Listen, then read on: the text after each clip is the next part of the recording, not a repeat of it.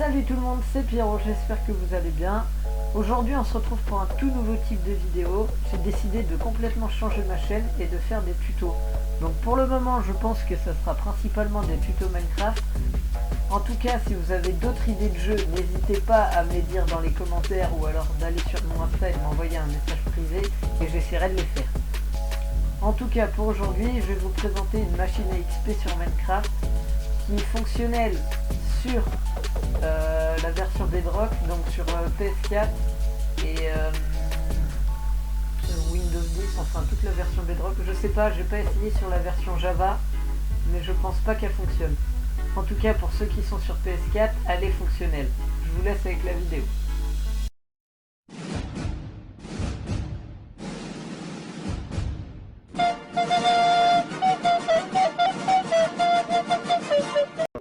Donc pour la machine c'est assez simple, ça utilise un bug on va dire du jeu, ouais on peut dire ça, c'est le sable qui va faire grandir le kelp et le piston, là vous voyez pas mais ici derrière le piston il y a un bloc de verre et le piston va venir casser le kelp qui pousse et ça va faire ça tout le temps.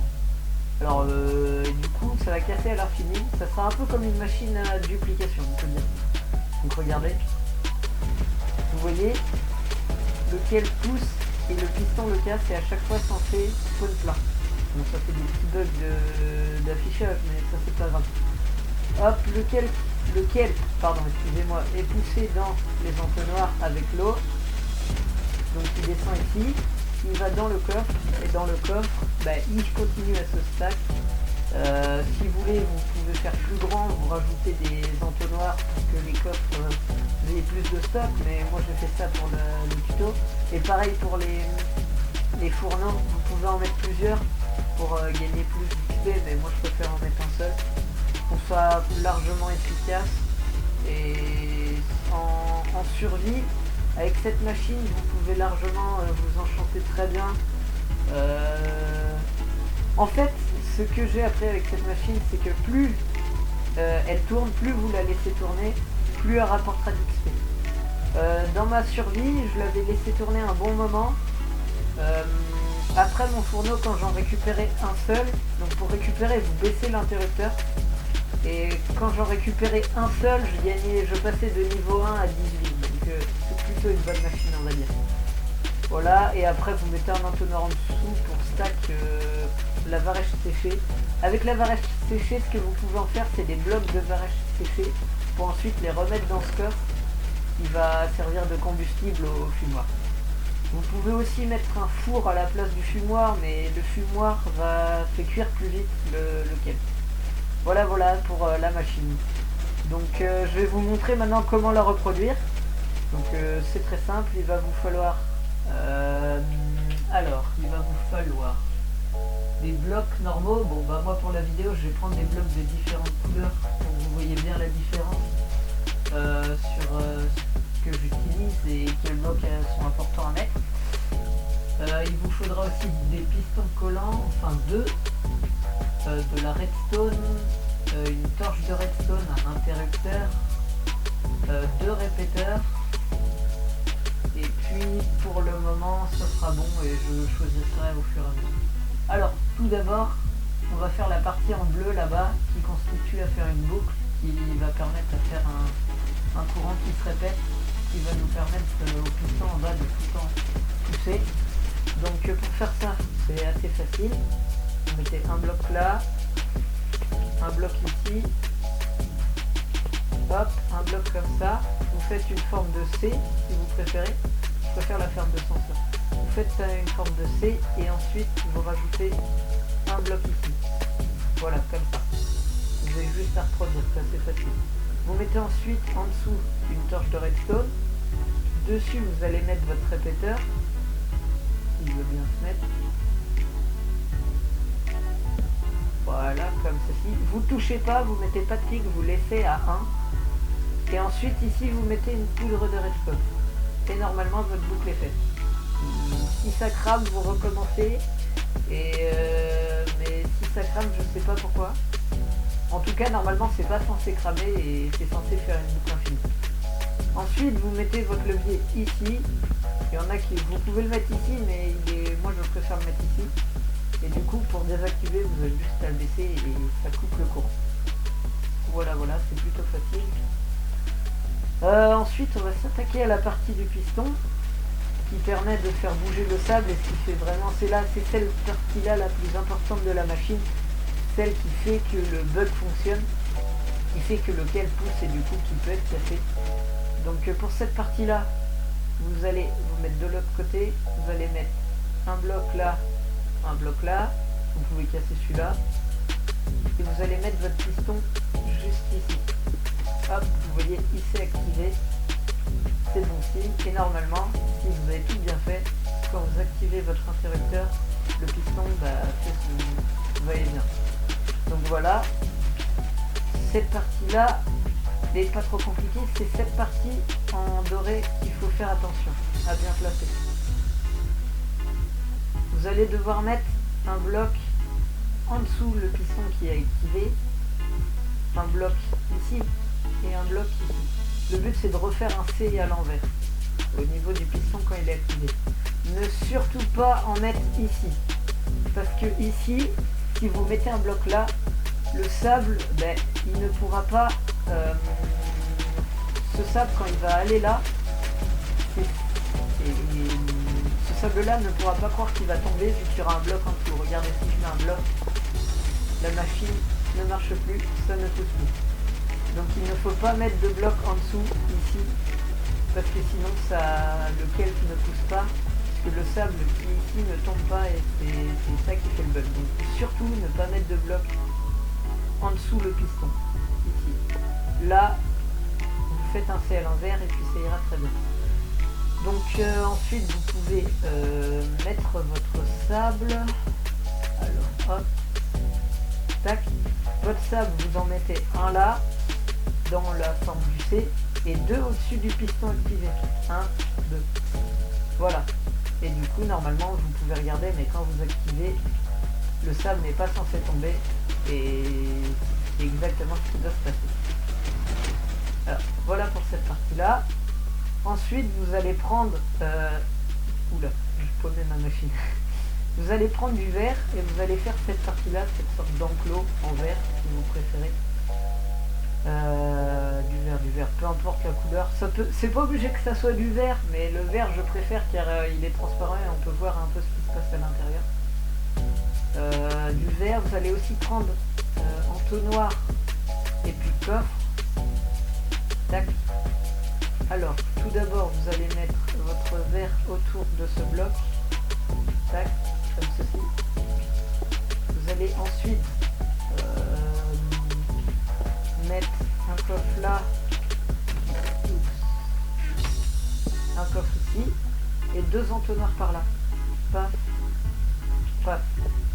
Ensuite, vous pouvez monter de deux blocs au-dessus de chaque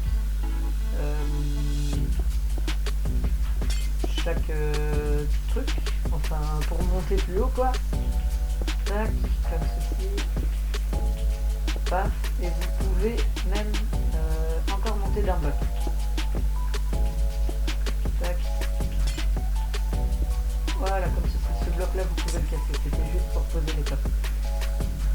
Du coup, ensuite vous vous mettez ici et ce bloc là qui est juste devant vous, vous allez le casser et vous allez mettre votre deuxième piston collant. Il faut bien que ça soit un piston collant.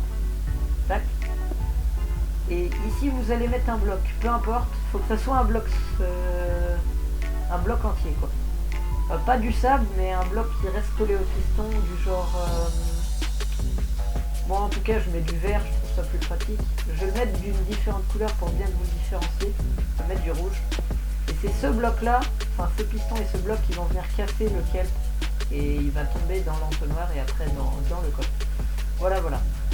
Donc ensuite vous pouvez reboucher ici, vous pouvez casser là, ça sert plus à grand chose. Vous pouvez laisser là, je trouve ça plus pratique. Alors, vous allez ensuite prendre votre source d'eau, parce que le kelp ça pousse que dans l'eau bien évidemment, et prendre une dalle. Et la dalle a son rôle très important aussi. Vous allez mettre votre source d'eau. Vous allez aussi prendre votre kelp se trouve là, dans cela. Et vous allez le planter. Vous en mettez un seul ou deux, peu importe. Enfin, de toute façon, après la machine, elle viendra le casser. Et ensuite, c'est là que la partie est importante. Si vous oubliez ça, le kelp il va soit sortir ou il ne sera pas bien récolté. Il faut bien que vous pensiez à mettre une demi-dalle sur la partie haute de ce bloc-là. Pas là, mais bien ici, comme ceci. Vous voyez, normalement, ça donne ça. Il est sur la partie haute. Quand il est comme ça, votre machine est fonctionnelle. Il y a juste à activer ce piston qu'il faut relier à ici. Donc je vais prendre encore une autre couleur pour bien montrer qu'il y a 3 parties différentes dans la machine. La boucle, cette partie-là qui retient ce bloc de sable, et cette partie qui amène à l'autre piston. Vous mettez un bloc comme ça, paf, vous descendez, vous faites un escalier, tac, et vous reliez. Il va vous falloir du coup de la redstone et un répéteur. Donc ça va, c'est plutôt facile. Redstone, hop, et un répéteur. Le répéteur, très important, il faut le mettre à un pic, un seul pic. Parce que sinon, il va casser en même temps que ça va pousser, et du coup ça poussera pas. Il faut bien qu'il y ait un décalage pour qu'il casse pile quand le kelp va pousser, et du coup la machine fonctionnera. Vous allez le prendre de toute façon. Paf, vous reliez tout à votre piston. Et voilà, il est activé. Alors, là, votre machine est fonctionnelle. Ensuite, regardez, si on l'active, normalement, le kelp est censé, vous voyez, paf, il est censé se casser.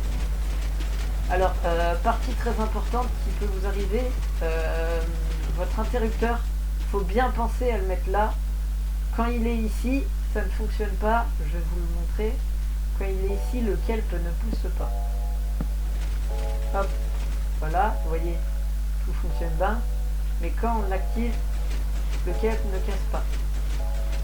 Alors il faut bien penser du coup à mettre l'interrupteur ici pour que ça fonctionne. Là vous voyez, c'est reparti, ça casse le kelp, ça nous dit. Voilà.